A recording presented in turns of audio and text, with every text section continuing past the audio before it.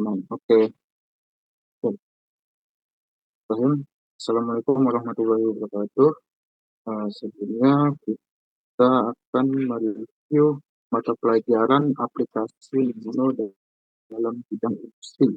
Nah, sebelum kita mereview, alangkah baiknya kita berdoa lebih dahulu. Berdoa dimulai.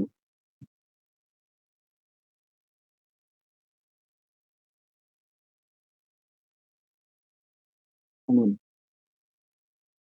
Oke. Semoga minggu kita ini kita dapat jalan dengan lancar ya guys ya.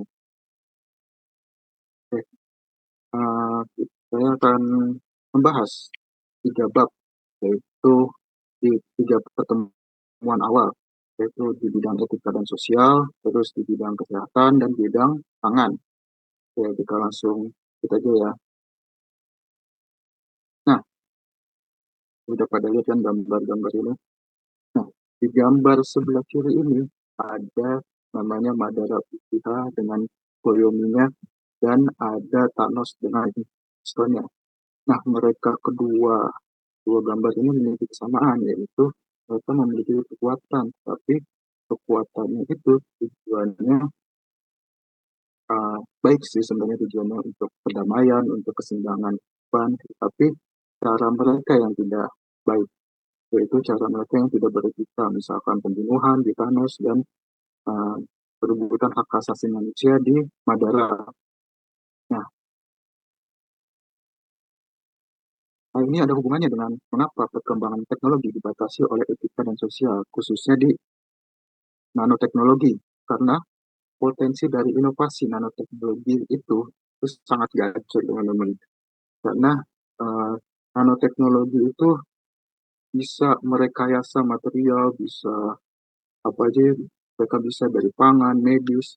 Ketika nanoteknologi itu dipegang oleh orang yang salah, itu jadi bencana seperti Madara dan Thanos tersebut. Jadi kita sebagai nanoteknologi kita harus memiliki sikap dan etika yang baik teman-teman.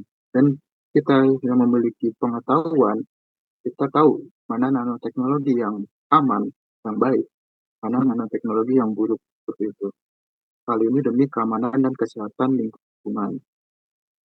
Nah, contohnya adalah nanoteknologi di ukuran kurang dari 20 nanometer itu sudah baik. Bahkan di bidang kesehatan itu dapat bersubstitusi ke dalam jaringan darah dan mengendap di jaringan darah tersebut. Gitu. Nah, mungkin intermezzo sedikit di pasal 27C ayat 245 itu isinya kan kita itu bisa kita mendapatkan hak dan kebebasan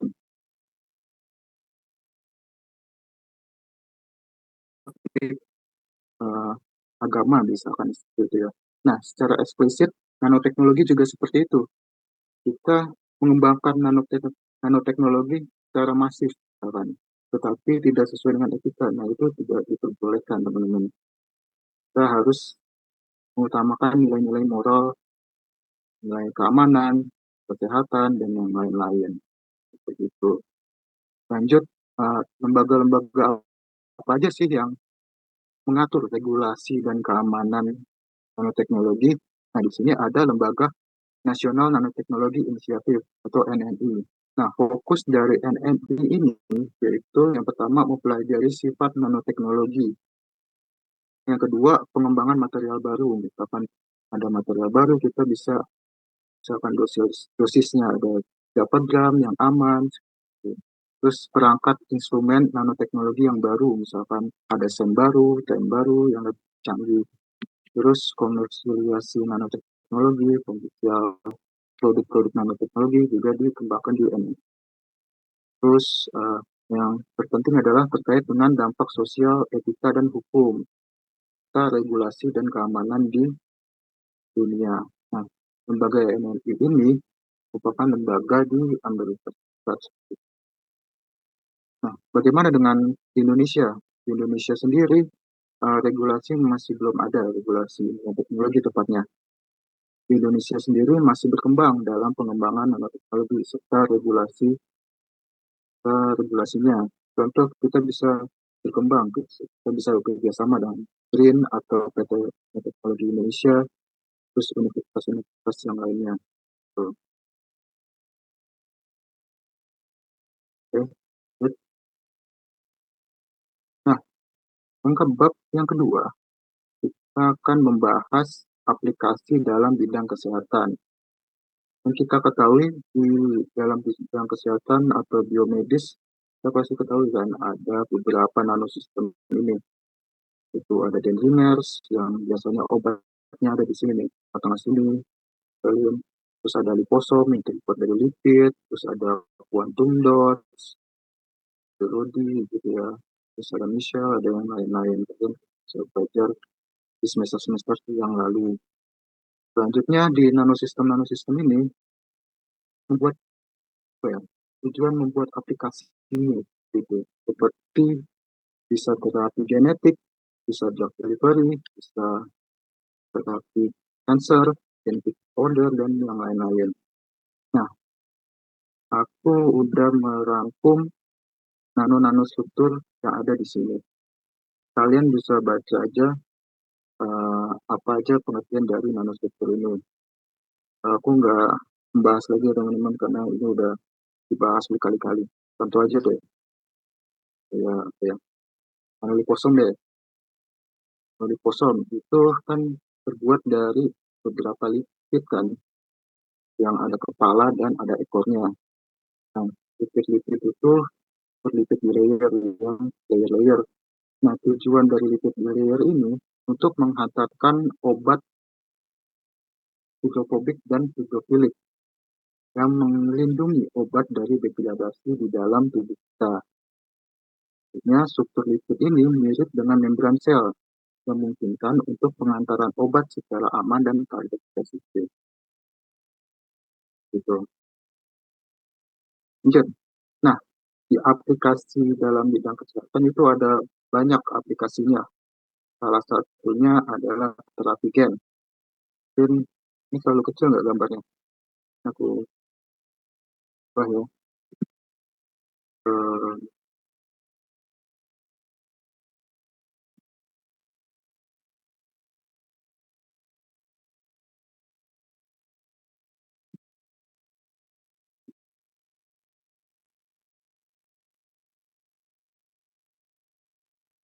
Nah, ini ada terapi gen. Kita ada 3 contoh terapi gen.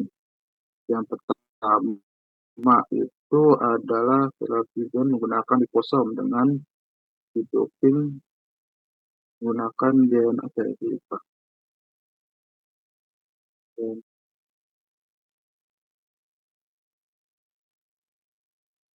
proagionik proagionik.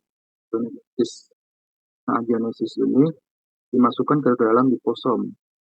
Fungsi dari uh, agionosis ini Oke, lanjut ya. Nah, fungsi dari agionosis ini digunakan untuk merangsang atau membuat uh, jaringan yang baru seperti itu, pembentukan dari pembuluh darahnya ini. Biasanya kayak penyakit apa ya, penyakit serangan jantung biasanya kan dia pembuluh darahnya itu pecah gitu ya.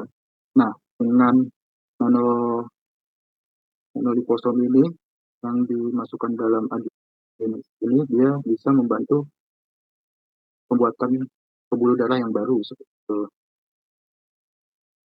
Selanjutnya ada citosan alginat PS. Nah, citosan alginat PS ini kita masukkan di apa ya, di stem sel plasenta ini. Lainnya itu apa ya? Pokoknya kita mengambil sel-sel punca yang ada di plasenta ini dan dimasukkan ke dalam jaringan jaringan organ. Contohnya ini jaringan organ jantung. Nah, jika jaringan organ jantungnya itu ini rusak ini, kita bisa mengambil sel-sel punca pasien tadi yang bersifat degeneratif seperti itu, mengakibatkan sel jantungnya itu kembali pulih. Ada di sini. Selanjutnya itu ada super paramagnetic ion oxide (MPS) atau spions dan quantum dot. Nah, kedua dari nanopartikel ini digunakan untuk imaging sebenarnya, untuk memberikan informasi terhadap aktivitas dari terapi-terapi di genetik tersebut. Jadi ketika si super paramagnetic itu masuk ke dalam nukleus atau quantum dotnya masuk ke dalam nukleus, dia akan menyinari imaging seperti itu, dan akan terdetek dengan detektornya, biasanya MRI detektornya. Dari sini ada pertanyaan kah?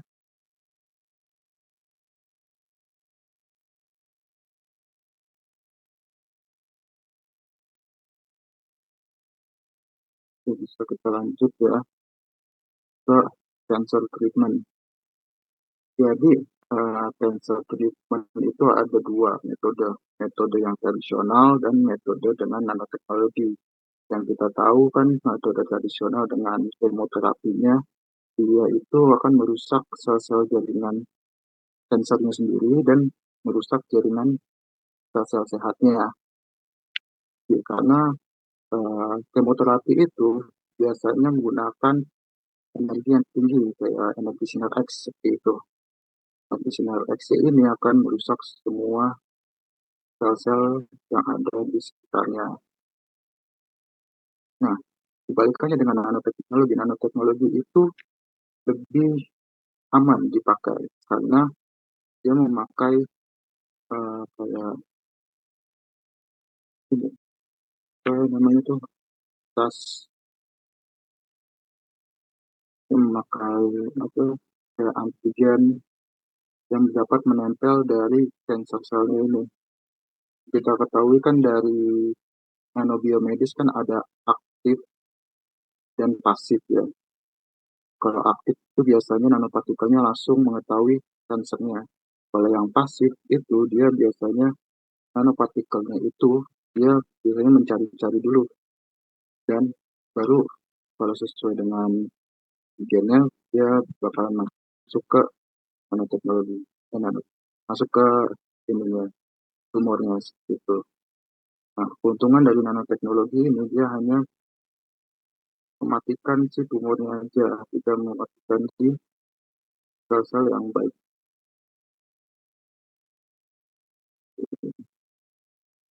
Nah, di sini ada 4 parameter dari cancer treatment.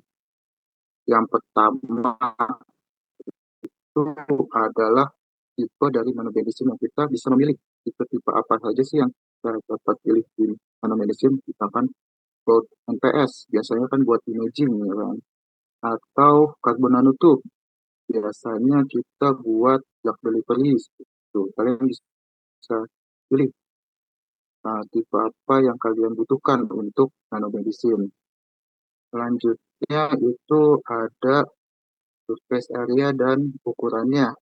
Nah, uh, apa sih fungsi dari nano ukuran dari partikel tersebut? Nah, di nanobasing ini sangat mempengaruhi dari ukuran karena supaya penyerapan dan distribusi dalam tubuh. Bahkan jika partikelnya kecil, dia akan lebih masuk ke dalam sel epitelnya gitu, dan lebih cepat, lebih apa ya, berguna dalam efektif lah dalam bahan penyakit gitu. Selanjutnya itu ada morfologi dan bentuk dari partikel tersebut. Akan ada rod, ada star, ada sphere. Nah, fungsi dari bentuk-bentuk ini itu untuk mempengaruhi interaksi biologis mereka gitu. interaksi biologis misalkan menempel kemana. Tuh. Selanjutnya itu ada surface testing atau bahan itu ada 4. Pertama ada PEG, terus ada functional groups, ada surface change, dan ada target breakdown. Nah, biasanya si PEG ini bukan untuk meningkatkan stabilitas dari partikelnya. Kalau functional groups-nya itu biasanya untuk meningkatkan interaksi antar molekul-molekulnya, biomolekulnya. Dan kalau untuk surface change-nya biasanya itu untuk mempengaruhi distribusi dan penyerapan dari jaringan tubuh. Kalau target penelitian itu untuk untuk meningkatkan spesifik dari target. Misalkan kita mau target sel kanker di lambung misalkan, itu bisa utak-atik di antibodinya atau aptamernya gitu. Ya, dari sini ada yang mau bertanya?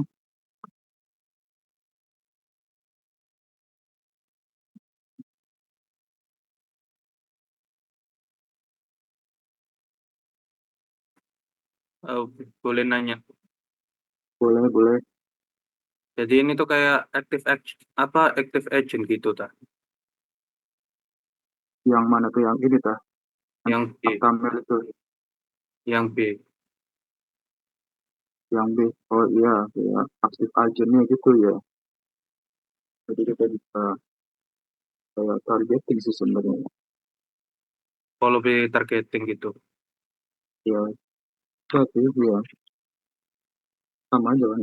Ya, agen itu kan bisa menempel ke dalam sel tumornya. Jadi kayak obat gitu apa? Ya, ini baru masukkan data dan membunuh sel-sel kankernya itu jadi apoptosis. Oke, oke.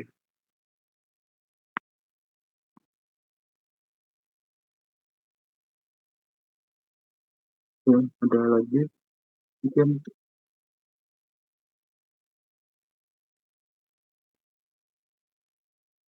kita lanjut ya. Nanopartikel untuk terapi kotak. Nah, ini aku kurang ngerti sih sebenarnya. Tapi kalau menurut catatanku itu kita menggabungkan dari nanopartikel dan obatnya itu sendiri. Nanopartikel kan mempunyai kelebihan maupun kekurangannya, maupun obatnya juga memiliki kelebihan dan kekurangannya. Ya, kalau kita gabungkan, kita akan mendapatkan sifat yang lebih baik, bahkan efisiensi tinggi.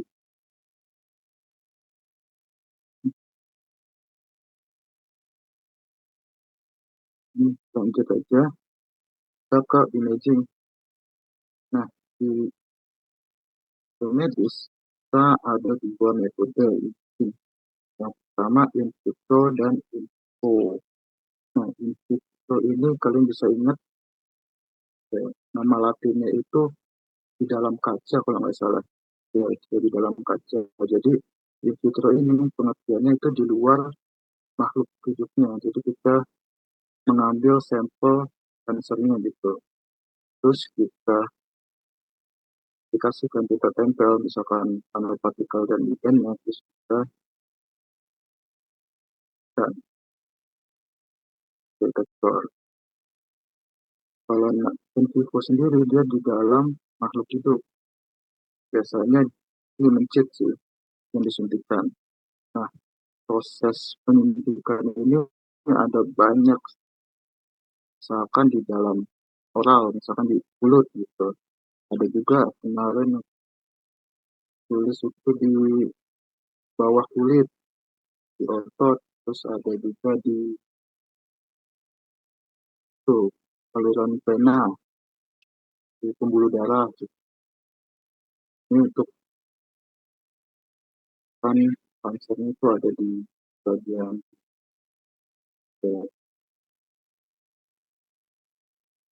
kampung misalkan, kita bisa menggunakan mengintip ini oralnya bagian. Tapi kalau ini mana dia akan menempel ke dalam tumor dan berikan izin bahwasanya di sana ada tumor dalam contoh gambarnya itu kan ada gelap terang. Ini yang terang ini akan ke tumornya. Biasanya memakai scan sih atau enggak MRI untuk tahu deteksi di tumor.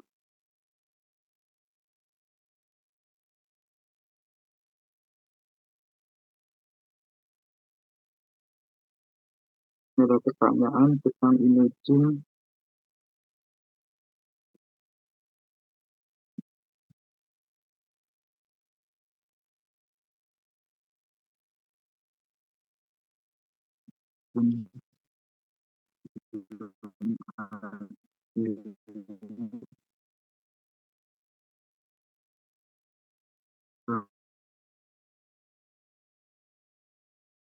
diagnostik. Nah, ini mengapa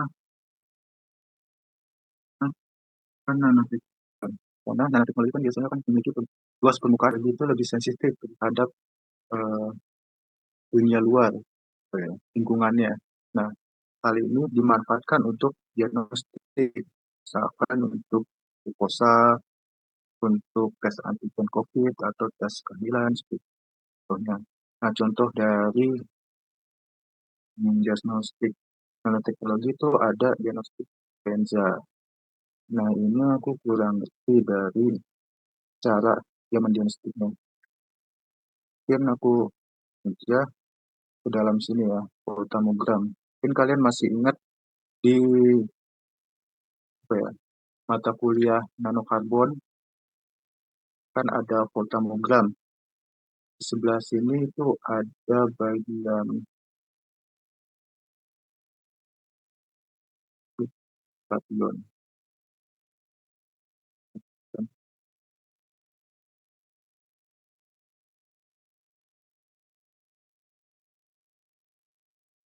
Kayaknya stadion ya. Aku lupa, ada yang tahu nggak? Yang atas itu apa, yang bawah itu apa? Ada di sebelah sini. Yang atas itu oksidasi, yang bawah itu reduksi. Jadi semakin tinggi dari angkanya ini, semakin besar grafik dari voltamogramnya. Jadi maksudnya itu dia reaksi terhadap nanopartikelnya itu reaksi besar gitu. Reaksi itu reaksi dan reduksinya.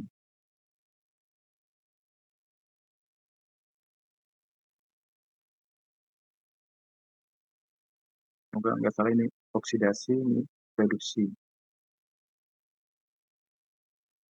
Selanjutnya di drug sensor. Nah, di drug sensor kita contohnya ini menggunakan plate aging, diamond, elektroda. Jika dia menggunakan PBS saja, kita akan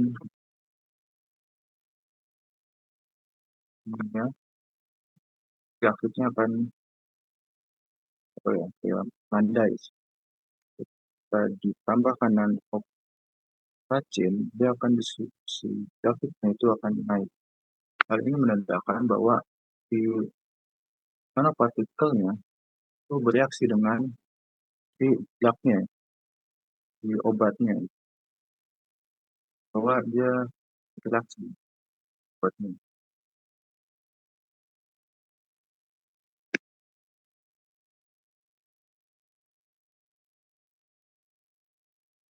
Oke.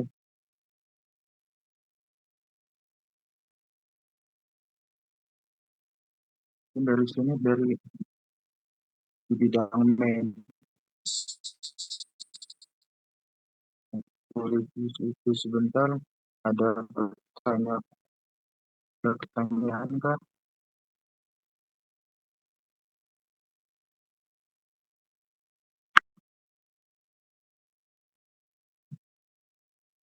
Sebenarnya sih di Andi itu gampang-gampang susah guys. Susahnya itu kita harus bersih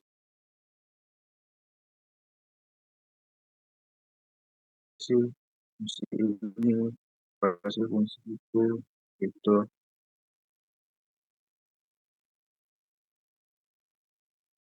Kan gak ada pertanyaan ya, biar lebih cepat juga ke itu. Mas ya. Oke.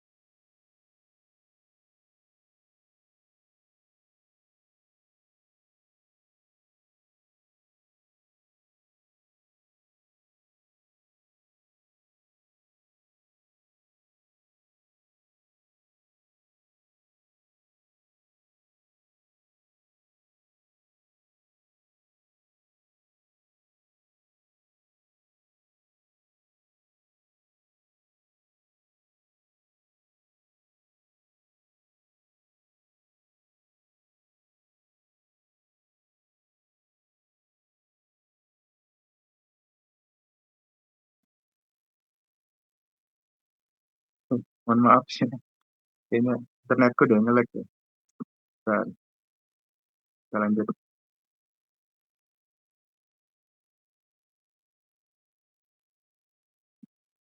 Ya sudah.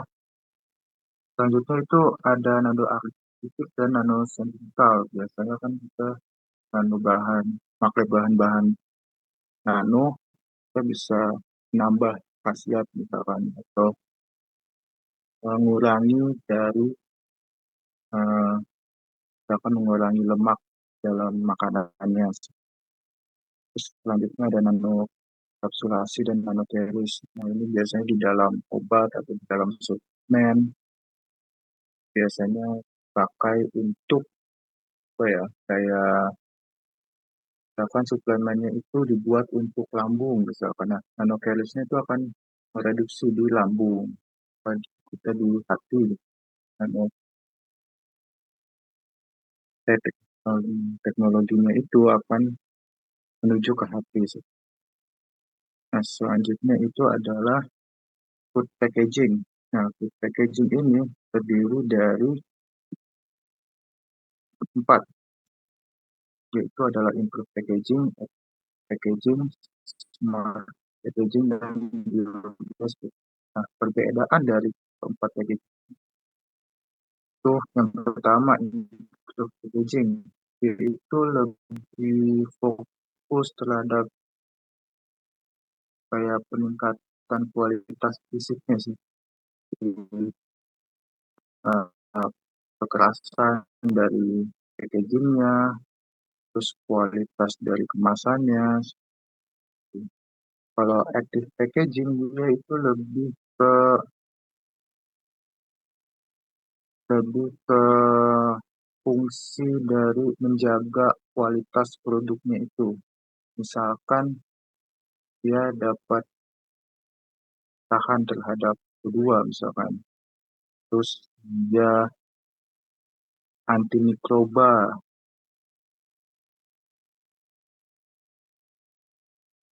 dari CO2 gitu. Supaya si makanan itu tidak cepat busuk biasanya. Nah, smart packaging itu dia lebih ke menyediakan informasi atau kayak kita pantau lah di makanannya itu, misalkan di sensor, packaging sensor, pakai kukurnya misalkan. Nah, biasanya kertasnya itu akan berubah warna ketika buahnya itu matang, atau kertasnya itu akan berubah warna ketika dagingnya itu dia busuk. Dia akan menyerap bau-bauan atau bahan-bahan yang ada dalam packagingnya. Selanjutnya, kalau bio-based packaging, dia biasanya itu menggunakan bahan-bahan yang ramah lingkungan, kayak sumber-sumber itu sih. Kayak kukurnya tadi kan itu lebih kayak bahan-bahan lingkungan. Ini kita skip aja. Kita lanjut ke ini. Nah, di sini ada 3 contoh. Contoh yang pertama itu kita clay nanopartikel. Jadi, nanopartikel yang dikompositkan dengan clay dan polimer. Hal ini berfungsi untuk supaya sirkulasi dari oksigennya yang ini tidak masuk, supaya si minuman-minuman soda biasanya tuh apa ya, kan biasanya kan kita kalau buka minuman soda kan ada bunyinya kan. Nah, fungsinya seperti itu supaya sirkulasi dari oksigen dan CO2-nya itu tidak terjadi. Dan adanya nanokomposit kita di sini itu bisa untuk masuk ke dalam botol air minum. Selanjutnya ada di nanopackaging menggunakan silver nanopartikel. Nah, si silver ionsnya ini akan masuk ke dalam mikrobanya dan akan merusak jaringan-jaringan yang ada di bakteri, mikroba bakterinya, dan terjadi apoptosis atau pemecahan dari bakteri ini. Sehingga di nanopackaging itu kayak antibakteri. Selanjutnya ada nanomicelle. Nah, nanomicelle ini biasanya berfungsi untuk meningkatkan dari sebuah rasa atau meningkatkan uh, meningkatkan food aditifnya.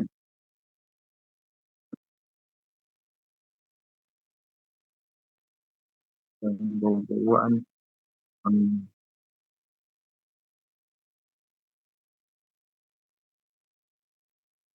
selanjutnya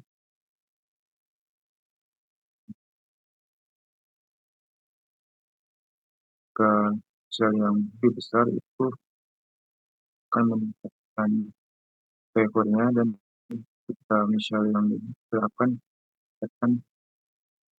merilis food aditif di dalam lambung. Oke, dari ini ada yang tanyakan kan? Ya, dari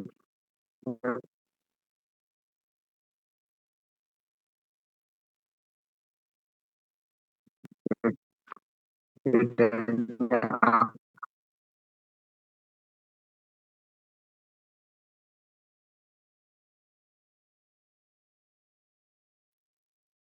aku akan bahas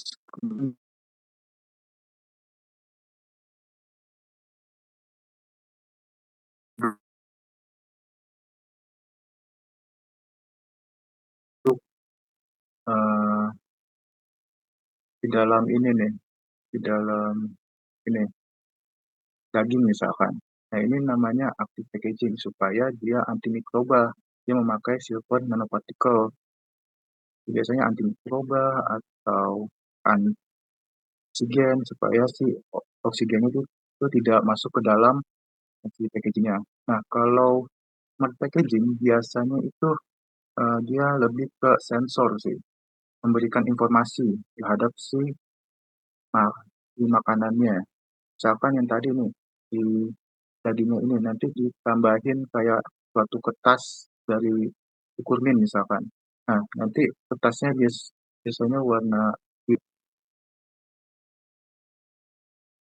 Nah, ketika tasnya kuning, berarti si dagingnya itu lebih busuk gitu, akan membusuk. Jadi kita tahu daging itu udah busuk atau belum. Kalau masih biru, berarti daging itu masih segar. Tuh.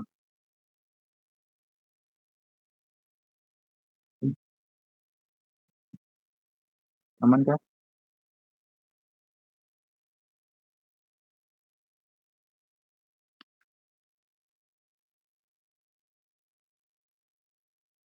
Oh ya, yang kurang bagus.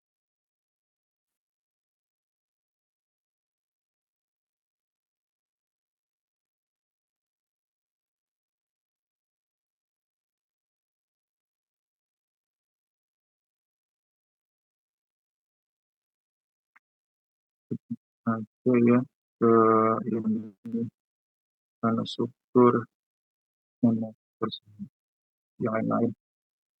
Oke, sama itu ke nanostruktur. Biasanya itu kita produknya kayak ini, ekstrim, mayonnaise. Biasanya itu dia ya kayak mengurangi kadar lemak dari produknya, produk makanannya.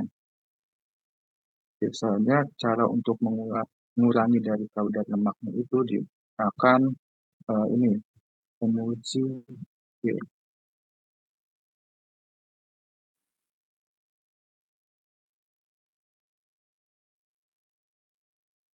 jadi si emisi ini dalam ukuran nano sehingga mengurangi jumlah lemak dari produknya. Dan itu nanopartikel dapat menyerap rasa, mengurangi kebutuhan akan lemak untuk meningkatkan daya tahan. Misalnya kita menggunakan PO2 atau dari lemak ini. Jadi kita kayak sedikit lemaknya aja, tapi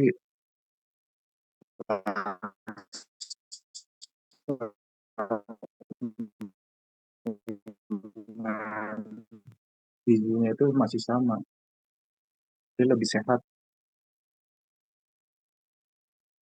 Ya, jadi lanjut sekarang ke nano enkapsulasi. Jadi silakan nano enkapsulasi kan, dia itu melindungi zat-zat seperti kayak nutrien dan vitaminnya untuk dia bisa masuk ke dalam efektif dalam penyerapan ya. Uh, nanoenkapsulasi ini untuk mengoptimalkan tadi penyerapan dari nutrisi dan vitamin di dalam tubuh. Contohnya, misalkan di lambung gitu, kita mau kasih obat lambung. Nah, nanti nanoenkapsulasinya akan embul, akan terserap semua di lambung, tidak terserap di organ-organ yang lain.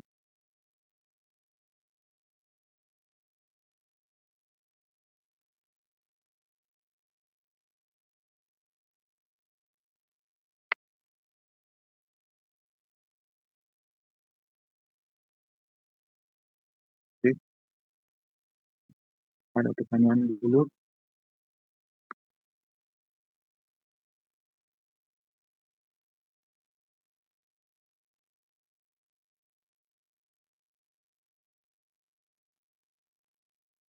ini juga pasti untuk hmm, iya, ambil ya.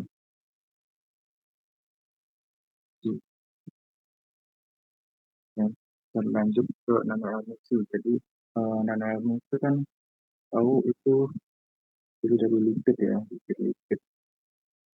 Nah, dari um, tahu dari reaksinya lebih low dosage atau lebih yang menggunakan dosis yang lebih rendah. Jadi lebih sehat lah untuk digunakan. Terus dia terintegrasi dan integrasi. Yang kita tahu arti dari itu.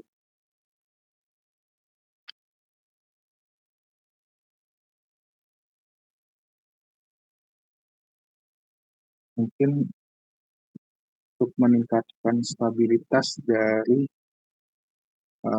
nano emosi ini sih.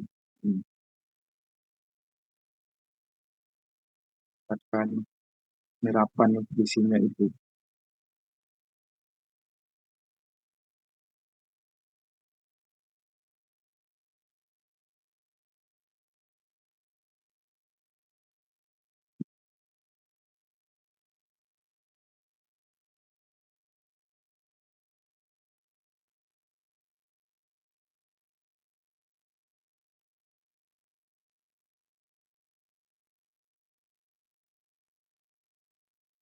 Tuh, meningkatkan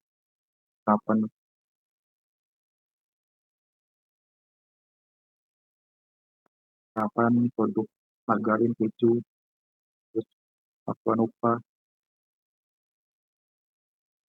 Jadi menggunakan nano emosi ini meningkatkan kualitas, tekstur, dan isi dari makanannya. Lanjut, itu ada nanoparticles atau active packaging. Nah, si nanoparticles ini terdapat 5. Ada antimikrobial, ada emitter, oksidan, buat dan ethylene scavenger. Fungsi dari nanopackaging aktif untuk ini kelima ini. Misalkan kita menggunakan bahan dosan di packagingnya nanti mengatasi mikroba yang ada di untuk membunuh lah mikroba yang ada di packagingnya. Di sini ada banyak packaging sebenarnya. Yang pertama itu ada nanoclase packaging. Biasanya itu memakai TIONP, MDMP, dan lain. Nah, ini sama sih kayak nano composite packaging, yaitu untuk hambat sirkulasi dari O2-nya. Jadi si O2-nya itu tidak susah untuk masuk ke dalam botolnya supaya si botolnya itu lebih tetap segar. Terus dia juga anti UV, sinar UV, dan thermalnya lebih stabil.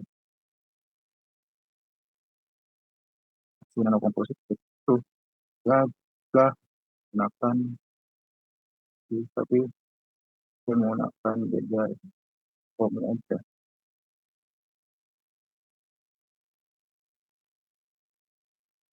Jadi nanosensor ini akan dapat atau PID kan atas gunakan nanoklay dan naik. Hampir sama sih antara dua ini, beda formnya aja.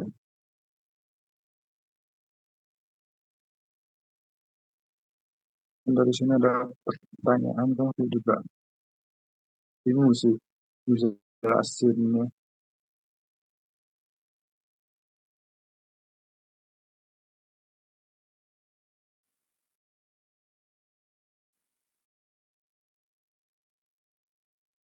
Banyak banget aplikasi itu.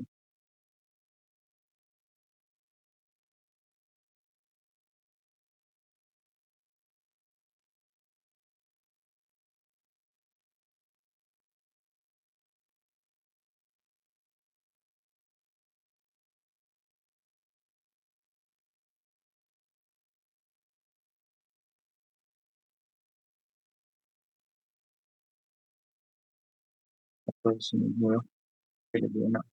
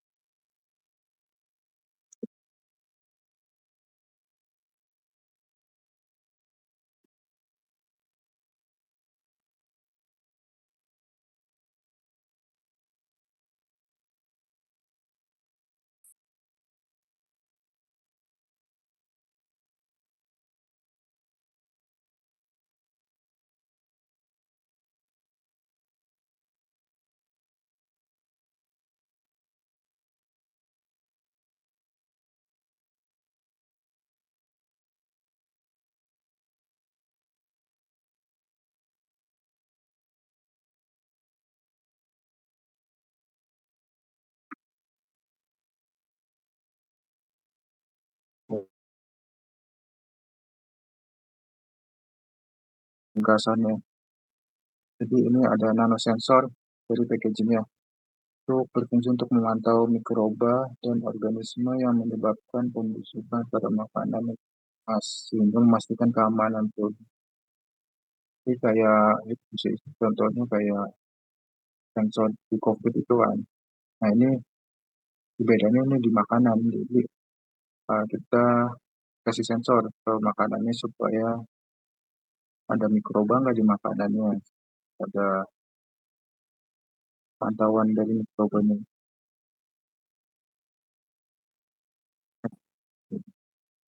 Rancang untuk terus deteksi kerusakan dari mikrobanya.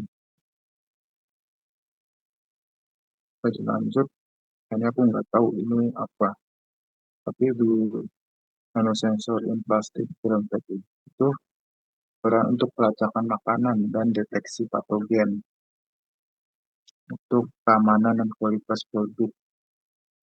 Biasanya itu kan kayak ini gitu, barcode gitu nggak sih?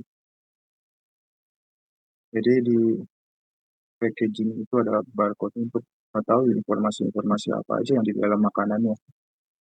Tapi ini memakai metrik polimer dan teknologi untuk integrasi radio.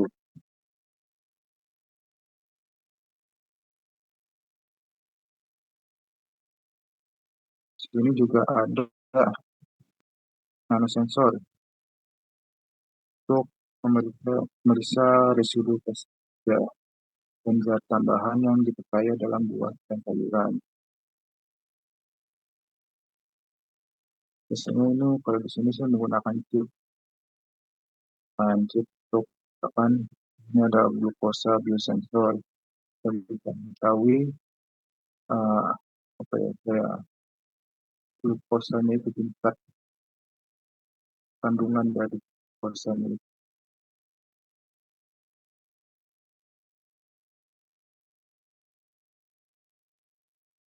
Ini juga ada yang lain untuk memastikan potensi kandungan vitamin atau pendeteksi antibiotik dalam madu.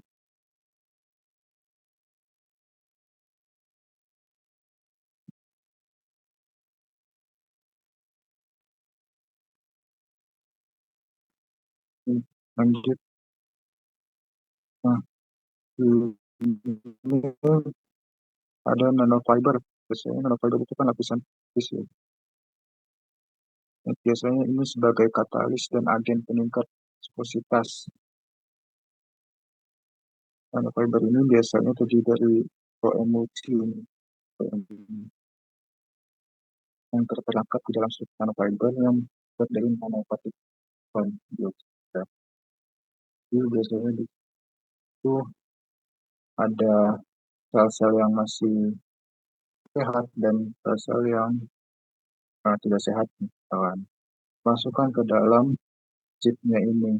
Nanti chipnya ini akan mendeteksi mana saja sel-sel yang masih normal dan mana saja sel-sel yang masih yang tidak sehat. Soalnya kayak ini sih sebenarnya. Kalian tahu yang DNA itu nggak? Jika kita replikasi DNA pasti kan ada chipnya ini kan. Itu mekanismenya hampir sama dengan nanofiber ini.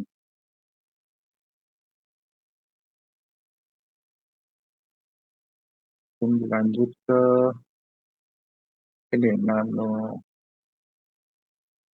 smart packaging. Di sini ada color changing labels. Biasanya menggunakan ini UNP, AGNPS, yang saya tadi bilang di dalam packaging ini nanti ada sebuah kertas, biasanya kertas berwarna, kasih pakai nano fiber itu. Jika kertasnya masih berwarna merah misalkan, berarti buahnya masih belum besar. Kertas mengalami perubahan warna sampai perubahan warna, berarti buahnya itu sudah matang. Label yang berupa warna digunakan untuk mendeteksi tingkat kematangan, situasi suhu, dan periode penyimpanan.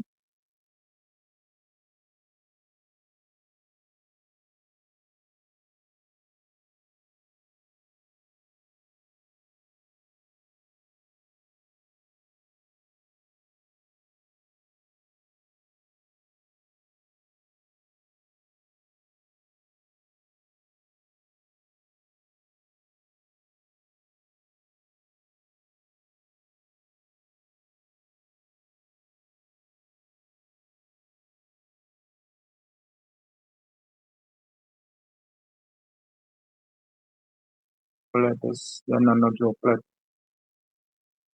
Kalau ini aku masih belum ngerti. Tapi kalau nanodroplet itu seperti drug delivery. Jadi kita di bahan makanannya itu dia akan lebih menyerap ke dalam tubuh. Nano drug delivery aja kita dapat mengontrol dari makanan. Gunakan untuk pengiriman nutrisi yang lebih spesifik, rasa tanpa rasa dan warna produk.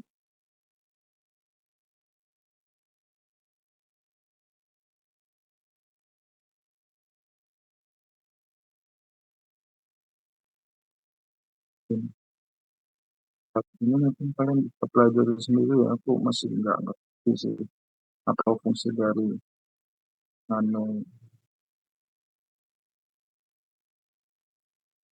bubbles ini. Kenapa bisa dia menghancurkan sel-sel apa sel-sel darah merah.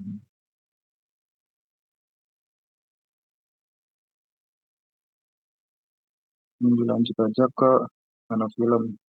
Biasanya kan nano bentuk kayak di apel gitu kan. Apel itu nanti dilapisi dengan bahan-bahan nano supaya dia lebih awet apelnya. Untuk melindungi dari makanannya itu. Akan melindungi dari buah, ya, gas-gas tertentu, juga kelembapan. Nah, makanan ini ya supaya lebih awet lah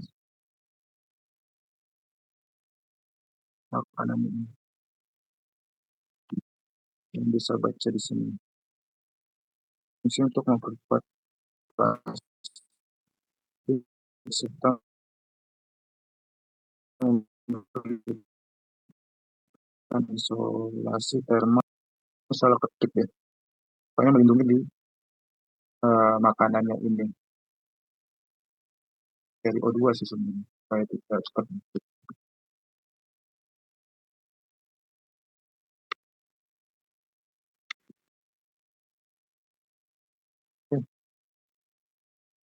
Itu aja sih dari aku. Cepat juga nyata. Hampir 1 jam. Mungkin dari sini ada pertanyaan kah?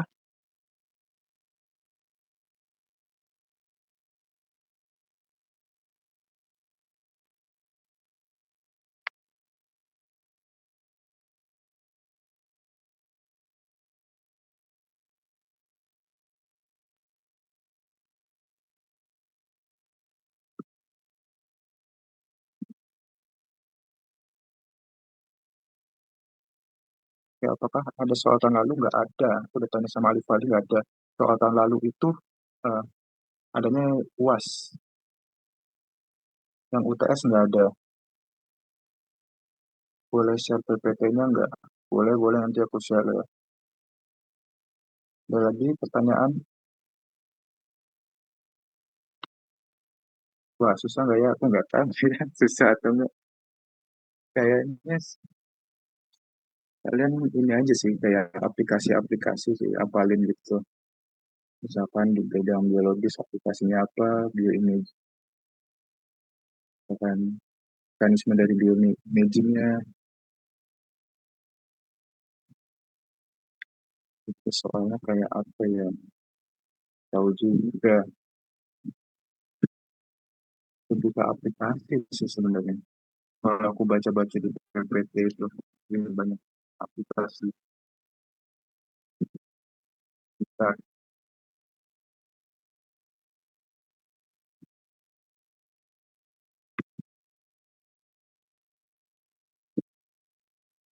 Ya, mungkin itu kita disuruh sebutin material apa, misalkan UNP tadi, kita bisa buat jadi uji kanker, kita buat PO2 kayak enkapsulasi makanan, atau CO2 untuk apa yang kopi itu kayak si foamnya itu, dan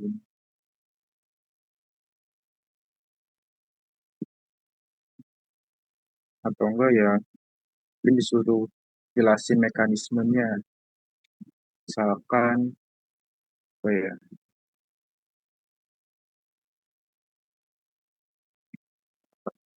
mekanisme dari biosensor active packaging, kita bagaimana mekanisme dalam membunuh bakterinya tersebut, dirasa kayak gitu.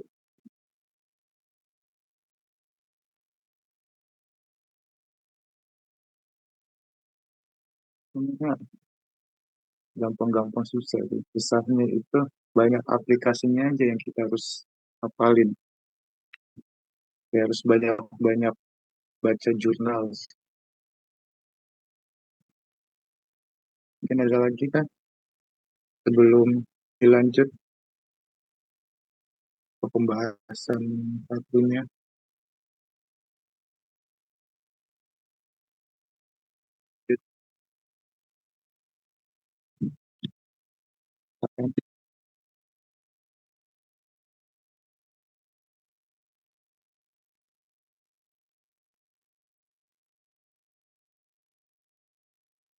Mungkin terima kasih teman-teman yang udah mendengarkan. Semoga kita di ulangan minggu ini berjalan lancar. Terus belajar-belajar termasuk semua dalam UTS. Oke, terima kasih teman-teman. Assalamualaikum warahmatullahi wabarakatuh.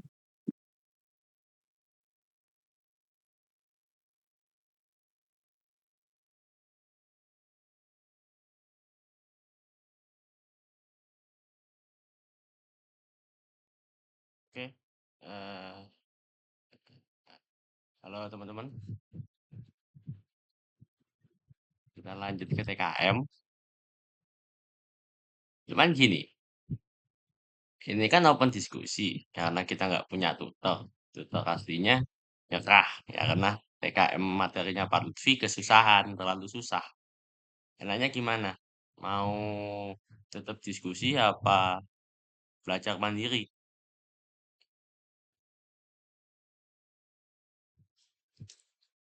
Kalau belajar mandiri, kita selesaiin aja. Tapi kalau mau diskusi, nggak apa-apa kita diskusi di sini.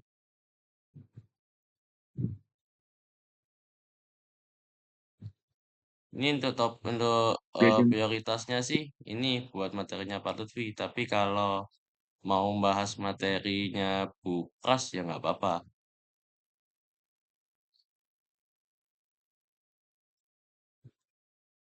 ya, ya, itu belum.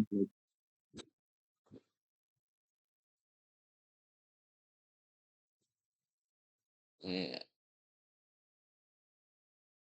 Untuk untuk ujiannya besok habis koordinasi sama Kompleng A2 sama Kozi. Besok itu ujiannya Pilgan paper. Tapi bagi teman-teman yang mau bawa laptop silakan ya. Siapa tahu nanti tiba-tiba hamin hamin 30 menit, nggak hamin 1 jam 2 jam, hamin 30 menit suruh pakai laptop lagi. Kayak semester kemarin kan repot. Jadi kalau mau bawa laptop silakan.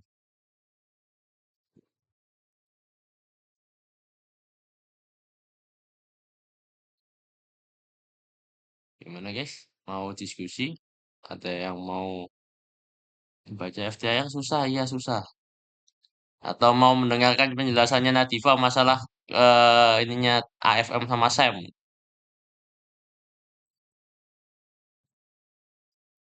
Udah aslinya Nadifa soalnya.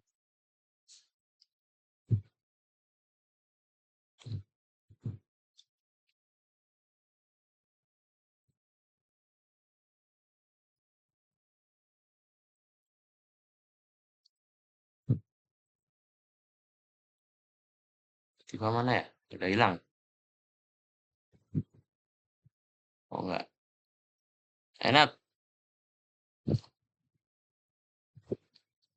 Oh, beliau nggak mau guys. Dan ini mau mau apa kayak? Mau apa kayak? Apakah kita cukupkan begini?